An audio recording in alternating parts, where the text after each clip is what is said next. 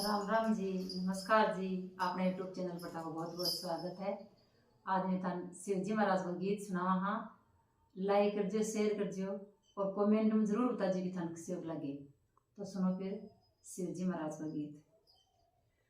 तारे भांगड़ लेने छोड़ो